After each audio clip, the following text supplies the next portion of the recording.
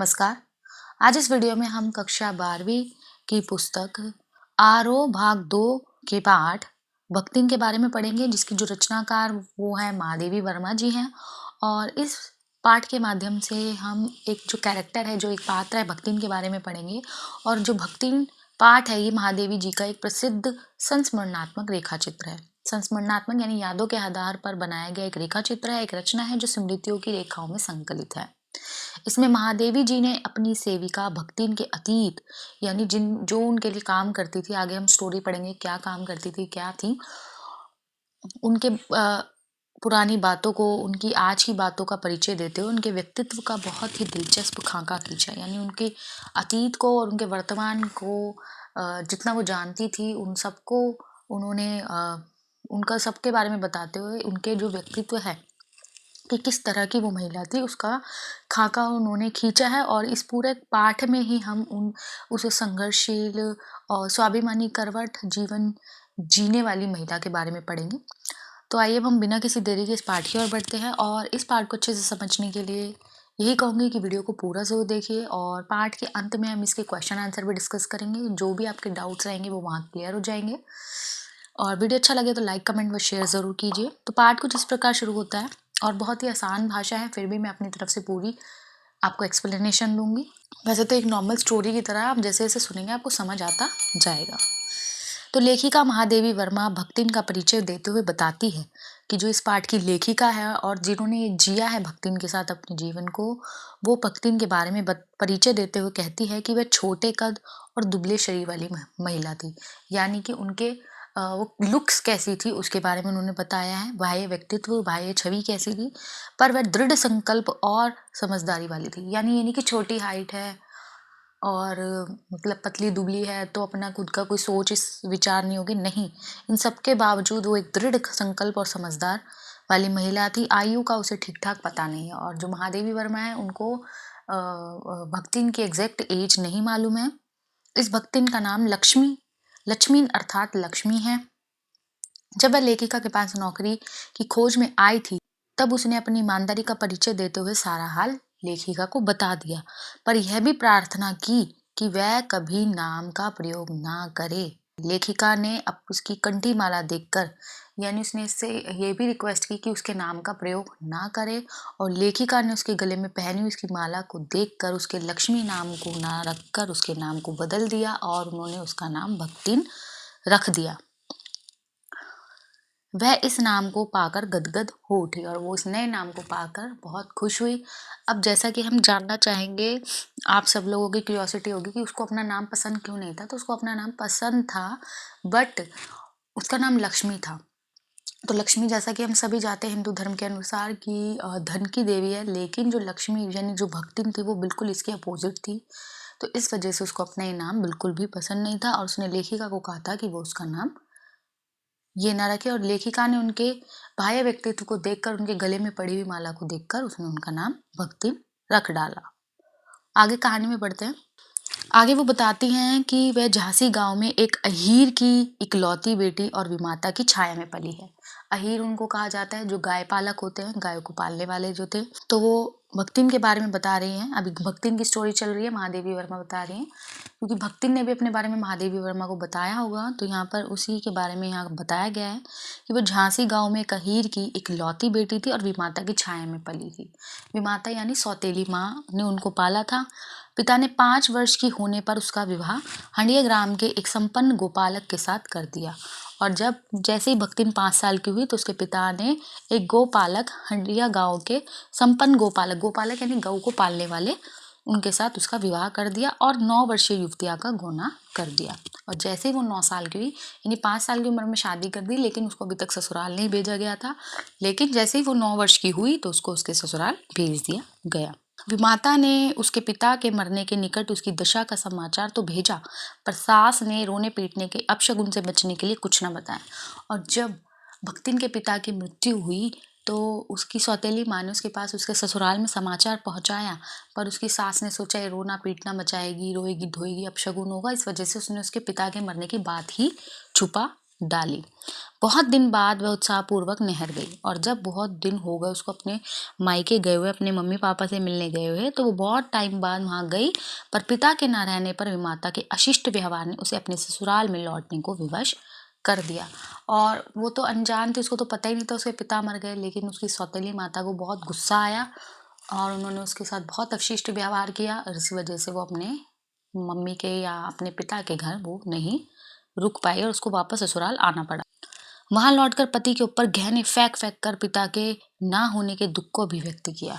यानी यहाँ पर उसके नेचर को दिखाया गया है कि वो अगर स्त्री है तो ये नहीं है कि वो आदमी से दबकर रहती है, नहीं, उसने अपने पिता के ऊपर गहने फेंक फेंक के कि तुम लोगों ने मुझसे इतनी बड़ी बात छुपाई, और उसने अपने पति को काफी भला बुरा कहा, काफी कोसा और काफी वो रोई। जब उसने 3 कन्याओं को जन्म दे दिया तब वह सास और जेठानियों की उपेक्षा का पात्र बन गई। अब उसके बाद उसकी स्टोरी आगे बढ़ती है। अभी तक तो उसके पिता की बात थी। अब क्या हुआ कि भक्तिन के जो है बैक टू बैक 3 लड़कियां हो गई। ऑब्वियस सी बात है कि पहले के समय में और आज के समय में भी पार्शियलिटी होती है कि लड़का फर्स्ट प्रायोरिटी माना जाता है, कि पहला बच्चा लड़का हो या लड़के होने चाहिए जो वंश का नाम रोशन करते हैं। तो भक्तिन के साथ भी यही हुआ। उसकी जो देवरानी जेठानी थी सबके एक एक लड़का था, लेकिन जो भक्तिन थी उसको सिर्फ 3 लड़कियां थी, तो जिसकी वजह से उसको देवरानियों के, जेठानियों के, सास के सबके ताने सुनने पड़ते थे। अब क्या भेदभाव होता था, जो भक्तिन थी उसकी बेटियों को घटिया खाना खिलाया जाता और जेठानियों के जो काले कलूटे लड़के दूध मलाई उड़ाते। अब जो भक्तिन की बेटियां थी चाहे वो खूबसूरत ही क्यों ना हो, लेकिन हैं तो वो लड़कियां, तो उनको बहुत बुरा खाना खिलाया जाता था। लेकिन जो देवरानी जेठानियों के जो लड़के थे वो काले कलूटे थे, लुक्स में भी अच्छे नहीं थे, और फिर भी उनको अच्छा अच्छा खाना मिलता था। यानी ये पार्शियलिटी यहाँ दिखाई जा रही है। उसके पति ने उसे कभी उंगली भी नहीं छुआई, उसके पति ने उसको कभी उंगली भी नहीं छुआई। यानी उसके पति ने कभी उसको डोमिनेट नहीं किया कि मैं आदमी हूँ तुम औरत हो, ऐसा कभी उसके पति ने उसके साथ किसी तरह का कोई भेदभाव नहीं किया। वह बड़े बाप की बड़ी बात वाली बेटी को पहचानता था। वो जानता था कि इसके पिता एक अच्छे और एक काफ़ी अच्छी फैमिली से बिलोंग करते थे, और ये भी एक लौती बेटी रही है, तो काफ़ी लाड़ प्यार में पड़ी है। तो वो उनके जो एक तरीके से टैंट्रम्स कहते हैं, या एक तरीके से जो नवाब ठाट बाट है, उन सबको वो जानता था। धूमधाम से बड़ी लड़की का विवाह करने के बाद पति ने 2 कन्याओं को कच्ची गृहस्थी का भार 29 वर्षीय पत्नी पर छोड़कर इस संसार से विदा ले ली। अब क्या हुआ, जो भक्तिन के हस्बैंड थे उन्होंने अपनी बड़ी बेटी का तो विवाह कर दिया, लेकिन उसके विवाह के बाद ही 2 कन्याएं, अभी उनकी 2 बेटियां रह गई थी, और जो था उनकी मृत्यु हो गई, जिस वजह से उन 2 बच्चों के विवाह का भार जो था भक्तिन पर आ गया। मृत्यु के समय उसकी उम्र 36 वर्ष से कुछ अधिक रही होगी, यानी सिर्फ 36 ईयर की ओल्ड में एज में उसकी डेथ हो गई। और पर पत्नी ने उन्हें बुढ़ऊ कहकर स्मरण करती थी। बुढ़ऊ यानी प्यार से अपने पति को पुकारना। भक्तिन के हरे भरे खेतों, गाय भैंसों तथा फलों से लदे पेड़ों को देखकर जेठ जेठानियों के मुंह में पानी भर आता था, पर उसने उनको जगह जमीन में से एक सुई की नोक बराबर देने की भी उदारता नहीं दिखाई।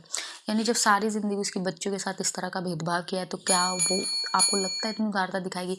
या उसके पास अगर आज प्रॉपर्टी नहीं होती तो क्या ये जेठ जेठानी उसकी हेल्प करती? कभी नहीं करती। तो उसने भी किसी तरह की कोई उदारता नहीं दिखाई। उसने गुरु से कान फुकवा, कंठी बांध और पति के नाम पर घी के चिकने केशों को समर्पित कर अपने कभी न टलने की कोशिश की।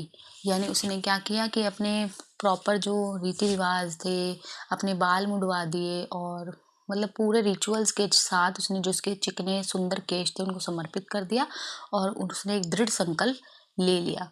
उसने छोटी लड़कियों के हाथ पी लेकर उन्हें ससुराल पहुंचाया, और पति के चुने हुए बड़े दामाद को घर जमाई बनाकर रखा। अब क्या हुआ कि भक्ति ने अपने प्रॉपर्टी की केयर के लिए अपने दामाद को जो था घर जमाई बना लिया। तो एक तरीके से वो सारी चीज़ों से फारिग हो चुकी है, फ्री हो चुकी है। उसने तीनों बच्चों की शादी कर चुकी है। अब बस प्रॉपर्टी की केयर के लिए भी उसने अपने पति द्वारा जो पसंद किए गए बड़े जमाई थे उनको भी रख लिया है। लेकिन अब भी जो ज़िंदगी थी उससे उनकी खुशी नहीं देखी गई, और इस तरह उनके जीवन का तीसरा अध्याय शुरू हुआ। पर जो भक्तिन का दुर्भाग्य था वो उसके साथ जुड़ा हुआ था, और यहाँ पर भी उसको खुशी नहीं मिली।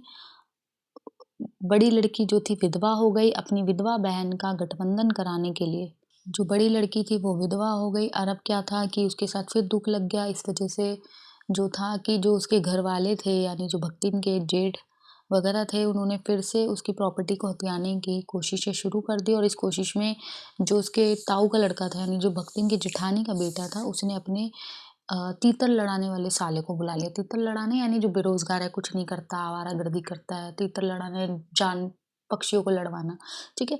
तो जो नल्ला है, कुछ नहीं करता, वेल्ला है, ठीक है? उसको बुला लिया, पर लड़की ने जब उसे अस्वीकार कर दिया तो एक दिन वह ज़बरदस्ती उसकी कोठरी में घुस गया और जब भक्तिन की बड़ी बेटी ने उसको अस्वीकार कर दिया कि मैं इसके साथ विवाह नहीं करूँगी, तो जब एक दिन भक्तिन नहीं थी घर पर, तो उसकी अनुपस्थिति में जो था वो लड़का उस कोठरी में घुस गया और यद्यपि युवती ने उसके मुख पर अपनी उँगलियाँ छाप दी, पर पंचायत ने उन्हें पति-पत्नी के रूप में रहने का निर्णय सुना दिया। यानी यहाँ पे वो इंसिडेंट है कि वो ज़बरदस्ती उसकी कोठरी में घुस गया और उसके जो जान-पहचान के उस लड़के की जान-पहचान के जो लोग थे, वो जानबूझ के शोर करने लगे ताकि आस-पास के गाँव के लोग जो थे उनको देखें एक साथ और ये कलयुग का समय था, इस कलयुग में भी जो था गलत ही निर्णय लिया गया। जो पंचायत थी ऐसा नहीं था कि भक्तिन की लड़की ने इसका विवाद नहीं किया, वो इसके अगेंस्ट नहीं गई, उसने उसके लड़के को बहुत मारा भी, उसके हाथ पे उसके मुँह पे अपने हाथ की छापें भी मारी, यानी इतना मारा उसको। लेकिन जो पंचायत थी उनके आगे किसकी चलती है गाँव में और पंचायत ने फैसला सुनाया कि इन दोनों को हस्बैंड वाइफ की तरह अब रहना होगा। अब क्या था, जो दामाद था वो तीतर लड़ाता था और बेटी क्रोध में जलती रहती थी। अब तो लगान अदा करना भी भारी हो गया और अब जो था नालायक जमाई आ गया था और जो टैक्स वगैरह था वो भी भरना बहुत मुश्किल हो गया था। एक बार लगान ना पहुँचने पर ज़मींदार ने भक्तिन को बुलाकर दिन भर कड़ी धूप में खड़े रखा और जब टाइम पर जो भक्तिन थी अपना लगान नहीं जमा कर पाई, तो इसकी वजह से जो ज़मींदार था उसने भक्तिन को बुलाकर पूरा दिन में उसको धूप में खड़ा रखा और लेखिका ने उससे पूछा कि वह खाना बना लेती है और अभी तक यहाँ जो कहानी चल रही थी वो भक्तिन की चल रही थी और अब आगे हम भक्तिन और महादेवी के ऊपर आते हैं। अब जो भक्तिन है वो महादेवी के साथ रहती है, तो एक तरीके से यहाँ पर महादेवी जी जो है भक्तिन जी से पूछ रही हैं कि आप क्या-क्या कर लेती हो? वो उनसे पूछती है कि क्या तुम खाना बना लेती हो? तो इस पर भक्तिन कहती है कि हे कौन बड़ी बात है, यानी वो अपनी ग्रामीण भाषा में कहती है कौन सी बड़ी बात है। दूसरे दिन सुबह सिर पर कई लोटे जल औंधकर लेखिका की धुली धोती पर पानी की छींटे डालकर उसे पहन लिया। अब भक्तिन ने सुबह जल्दी उठ गई है और उसने क्या किया कि वो नहा धो ली है, उसने लेखिका की साड़ी पहन ली है और फिर 2 मिनट तक नाक दबाकर जप करने के उपरांत चौके में घुसी और थोड़ा-सा अपना उपासना और ईश्वर को याद करने के बाद वो किचन में गई। लेखिका स्वयं पाक कला में कुशल थी। भक्तिन ने थाली पर में 4 चित्तीदार रोटियां रखकर गाढ़ी दाल परोस दी और जो भक्तिन थी उसने क्या खाना बनाया, गाढ़ी दाल और 4 रोटियां महादेवी के लिए दे दी, उनको परोस दी। इस पर लेखिका ने रुआसे भाव से कहा, रुआसे यानी रोने जैसे भाव से कहा कि यह क्या बनाया है। भक्ति ने अपनी पाक कला की प्रशंसा में कई बातें कही। अब लेखिका को उसका ये खाना पसंद नहीं आया, काफ़ी गाढ़ी दाल थी, तो उसने एक तरीके से डायरेक्टली कुछ नहीं कहा, पर एक तरीके से उवासा स्वर में उसने कहा कि ये क्या बनाया है। तो भक्ति ने उसमें अपनी आत्म प्रशंसा में शुरू हो गई कि मैं तो बहुत अच्छा खाना बनाती हूँ, मेरा खाना तो सबको पसंद आता है, ये सब वो कहने लगी। तो लेखिका ने उसकी बातों को इग्नोर किया और लेखिका सूखी दाल से एक रोटी खाकर यूनिवर्सिटी चली गई। अब देखिए यहाँ पे जो स्टोरी बहुत ईज़ी है, तो ज़्यादा डिटेल में घुसने की ज़रूरत नहीं है, ये संक्षिप्त परिचय है। तो मेन स्टोरी थी अभी यहाँ महादेवी ने उसके कैरेक्टर के बारे में बताया भक्तिन के, उसके बाद भक्तिन की स्टोरी चली, अब यहाँ महादेवी और भक्तिन की स्टोरी चल रही है। तो आपको जो मेन इंसिडेंट्स होते हैं वो याद रखने की ज़रूरत होती है और साथ ही साथ कुछ डाउट्स और क्लियर हो जाएंगे जब हम क्वेश्चन आंसर डिस्कस करेंगे। कहानी में आगे बढ़ते हैं। भक्तिन का स्वभाव ऐसा ही था, वह अपने मन के अनुसार दूसरों को बना लेती थी। अभी तक हमने शुरू में भक्तिन के बाह्य व्यक्तित्व के बारे में पढ़ा था कि वो लुक्स में कैसी है, फिर भक्तिन के बारे में जाना वो कैसी है। अब यहाँ महादेवी जी भक्तिन के व्यवहार के स्वभाव के बारे में बता रही है कि वो एक ऐसी महिला थी कि दूसरों को अपने अकॉर्डिंग ढाल लेती थी, अपने आप को दूसरों के अकॉर्डिंग नहीं ढालती थी। जैसा कि जो लेखिका थी उसको गाढ़ी दाल नहीं पसंद थी, लेकिन भक्तिन ने उनको अपने अकॉर्डिंग ढाल लिया। महादेवी जी उसके अकॉर्डिंग ही रहने लगी। जो महादेवी वर्मा है वो बताते हैं कि भक्तिन अच्छी है, यह कहना कठिन है क्योंकि उसमें दुर्गुणों का अभाव नहीं है। यानी ये पूरी तरीके से नहीं कह सकते कि वो एक अच्छी महिला है, उसमें दुर्गुण भी हैं, यानी उसमें कुछ बुराइयां भी है। जैसे मान लीजिए कोई शास्त्र का प्रश्न है और भक्तिन अपनी सुविधा के अनुसार उसे सुलझा लेते हैं, यानी वो कोई लॉजिक नहीं लगाना चाहते, कुछ नहीं, बस वो अपनी बात को ज़्यादा इम्पोर्टेंट मानते हैं, ज़्यादा तवज्जो देते हैं और उसके अकॉर्डिंग जो लॉजिक्स है वो ठीक है। लेखिका के रोकने पर भी उसने अपना सिर घुटा लिया और लेखिका ने जब वो अपना सिर घुटा रही थी, अपना से बाल मुड़वा रही थी, उसने काफ़ी सेकंड टाइम नेक्स्ट उसके साथ जब वो रहते हुए भी उसने उसको काफ़ी समझाया, पर उसने अपने ही लॉजिक्स दिए, अपने ही नियम कानून बताए और उसने उसकी बात नहीं मानी। उसका कहना था कि तीरथ गर मुड़ाए सिद्ध। उसने अपने ढंग के लिखने पढ़ने का छुटकारा पा लिया और जो भक्तिन थी उसने अपने तरीके से पढ़ाई-लिखाई से छुटकारा पा लिया, यानी जिस चीज़ में वो अपने आप को कंफर्टेबल समझती है, वो उससे पीछा छुड़ा लेती है। पर उसकी एक आदत बन चुकी थी कि भक्तिन इंस्पेक्टर के समान पढ़ने वालों पर टीका-टिप्पणी करने का अधिकार पा गई। यानी अगर वो खुद नहीं पढ़ी-लिखी है, तो जो पढ़े-लिखे लोग हैं, उनके ऊपर वो कमेंट पास करना या उनके ऊपर टीका-टिप्पणी करने पे वो अपने आप को अपना अधिकार मानती है। वह तो बिना पढ़े ही पढ़ने वालों की गुरु बन गई और उसने खुद ने कोई पढ़ाई-लिखाई नहीं की, वो ज़्यादा एजुकेटेड महिला नहीं थी, लेकिन वो फिर भी उनकी गुरु बन गई। गुरु कैसे बन गई कि अपने लॉजिक्स को ज़्यादा इम्पोर्टेंट देना, उनकी बातों को कम महत्व देना। अपने आप को ही महत्व देने के लिए वह अपनी मालकिन की को असाधारणता देती है। यानी वो अपने आप को ज़्यादा इम्पोर्टेंट मानती है, तो इस वजह से जो महादेवी वर्मा है, उसको असाधारणता देती है। वह अपने लिए काम बताने का आग्रह करती है। लेखिका की किसी पुस्तक के प्रकाशित होने पर उसके मुख पर प्रसन्नता झलक उठती है। काम में व्यस्त लेखिका की भूख को शांत करने का कोई ना कोई उपाय करती रहती है। लेखिका के साथ भक्तिन भी जागरण करती है। लेखिका रात को देर से सोने पर भी जब सुबह जल्दी उठती है, तो भक्तिन उससे पहले ही उठ जाती है। यानी वो महादेवी का हर तरीके से सपोर्ट करती है। यानी सिर्फ वो उनकी मेड है तो उनको खाना बनाएगी, उनके लिए कपड़े धोएगी, नहीं। एज़ अ सर्वेंट वो उनके साथ नहीं रहती, वो उनकी हम एक तरीके से एक माँ, एक साथी, एक फ्रेंड की तरह भी उनको ले सकते हैं कि अगर वो जग रही है तो वो भी जगी रहेगी, उनके उठने से पहले उठ जाएगी। ये सारी चीज़ें तो एक माँ में होती है ना, कि बच्चे को अगर सुबह जल्दी उठना है तो उससे पहले माँ उठ जाती है, ठीक है? तो ये सब चीज़ें उन दोनों के बीच की एक बॉन्डिंग को दर्शाती है। जब भक्तिन की बेटी दामाद उसके नाती को लेकर बुलाने आए, तब वह बहुत समझाने-बुझाने पर भी उनके साथ नहीं गई। वह जीवन के अंत तक लेखिका का साथ छोड़ने को तैयार नहीं हुई और युद्ध के कारण भक्तिन ने लेखिका से पहली बार गाँव चलने का अनुरोध किया। और जब महादेवी और लेखिक भक्तिन जो साथ रह रहे थे, तो उस दौरान युद्ध के हालात बन गए थे, जिसकी वजह से महादेवी को जो भक्तिन थी उसने अपने साथ गाँव चलने का रिक्वेस्ट किया। लेखिका ने वहाँ जाकर रहने के लिए रुपया ना होने का बहाना बनाया, तो भक्तिन ने अपने पास 5 बीसी और 5 रुपया यानी ₹105 गड़े होने के बारे में बताया। यानी उन्होंने किसी तरह की कोई हेजिटेशन नहीं दिखाई कि मैं तुम्हें कैसे खिलाऊँगी-पिलाऊँगी। उसने अपनी जो भी जमा पूँजी थी उसके बारे में लेखिका को बता दिया। लेखिका और भक्तिन के बीच स्वामी लेख सेवक का संबंध बताना कठिन है। अब यहाँ पे इन दोनों की बॉन्डिंग के, इनके रिश्ते के बारे में बात की जा रही है कि हाँ, हम एक को स्वामी और एक को भक्त सेवक कहने कर हम संबोधित नहीं कर सकते। जैसा कि मैंने कहा, ये माँ-बेटी की तरह भी हम इन्हें कह सकते हैं, फ्रेंड्स की तरह भी ये रहती थी। तो इनको, इनके रिश्ते को किसी नाम में पिरोना बहुत मुश्किल है। भक्तिन को नौकर कहना भी असंगत है। भक्तिन लेखिका के सभी परिचितों और साहित्यिक बंधुओं से परिचित थी। वह किसी को आकार प्रकार और किसी को वेशभूषा से स्मरण करती थी। यानी किसी को उसके पहनावे से, किसी को उसके आकार प्रकार से, किसी को उसकी भाषा से, उनसे उनको संबोधित करती थी। भक्तिन के संस्कार ही कुछ ऐसे हैं कि वह कारागार से डरती है। लोग लेखिका के जेल जाने की संभावना बताकर उसे चिढ़ाते रहते थे और जो भक्तिन थी वो जेल-वेल इन सब चीज़ों से डरती थी, क्योंकि वो गाँव की एक महिला थी, एक सिंपल सोबर लाइफ जीने वाली महिला थी। तो इन सब चीज़ों से उसको परहेज था। और जब उसके साथी बंधु, क्योंकि लेखिका जो थी एक बहुत बड़ी स्वतंत्रता सेनानी भी रह चुकी थी अपनी रचनाओं के माध्यम से, तो जब लेखिका के जो मित्र वगैरह कहते थे कि इनको जेल भी जाना पड़ सकता है, तो वो उनको चिढ़ाते थे, क्योंकि जो भक्तिन थी वो चिढ़ती थी इन सब बातों से। वह संभावित सम्मानों को बांधने का उपक्रम करने लगती थी ताकि लेखिका को कोई असुविधा ना हो। यानी जब लेखिका जेल जाएँगी और उनको किन-किन चीज़ों की रिक्वायरमेंट होगी, तो जो भक्तिन थी उनके लिए पैकिंग करने की कोशिश करती थी ताकि उनको कोई की परेशानी ना हो। अन्याय होने की स्थिति में वह लाट तक से लड़ने को तैयार रहती थी और अगर किसी के साथ कोई अन्याय हो, खासकर महादेवी के साथ, तो वो किसी से भी मूर्ति तक से लड़ने को तैयार हो सकती थी। लेखिका सोचती है कि जब यमराज का बुलावा आ जाएगा, तब उसे न धूपती साफ करने का अवकाश होगा, न सामान बाँधने की फुर्सत, ना भक्तिन को रुकने का अधिकार होगा। तब विदा के अंतिम क्षणों में वह देहातिन वृद्धा क्या करेगी और लेखिका क्या करेगी?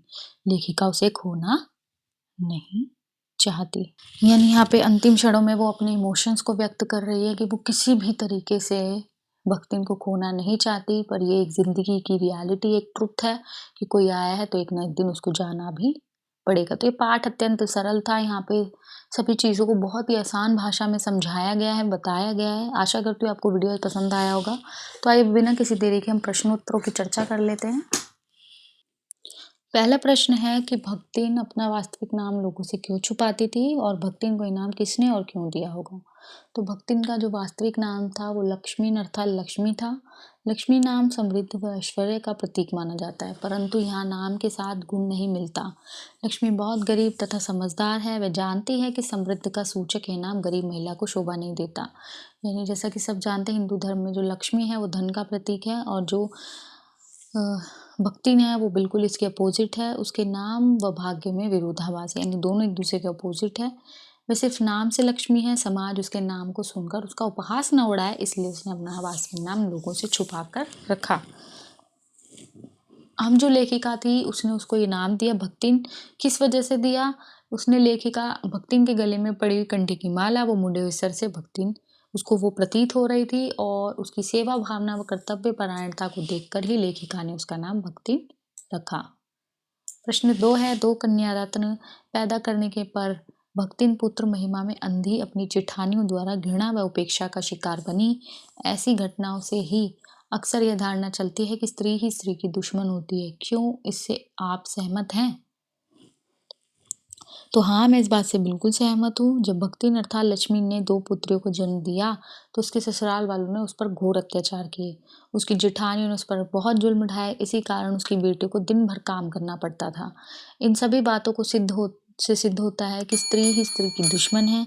उसकी जेठानी ने तो ज़मीन हथियाने के लिए लक्ष्मी की विधवा बेटी से अपने भाई का विवाह करने की योजना बनाई। जब यह योजना नहीं सफल हुई, तो लक्ष्मी के ऊपर जो थे अत्याचार बढ़ते चले गए। प्रश्न 3 है, भक्तिन की बेटी पर पंचायत द्वारा जबरन पति थोपा जाना एक दुर्घटना भर नहीं, बल्कि विवाह के संदर्भ में स्त्री के मानवाधिकार कि वो विवाह करे या ना करे अथवा किससे करे, इसकी स्वतंत्रता को कुचलते रहने की सदियों से चली आ रही सामाजिक परंपरा का प्रतीक है। कैसे? तो भक्तिन की विधवा बेटी के साथ उसके ताऊ के लड़के के साले ने जबरदस्ती करने की कोशिश की। लड़की ने उसकी खूब पिटाई की, परंतु पंचायत ने अपीलहीन फैसले में उससे तीतरबाज युवक के साथ रहने का फैसला सुनाया, यानी उसकी किसी तरह की अपील को नहीं सुना गया। यह सरासर स्त्री के मानवाधिकारों का हनन है। भारत में यह परंपरा सदियों से चली आ रही है। यहाँ शादी करने का निर्णय सिर्फ पुरुष के हाथ में होता है। महाभारत में द्रौपदी को उसकी इच्छा के विरुद्ध 5 पतियों की पत्नी बनना पड़ा।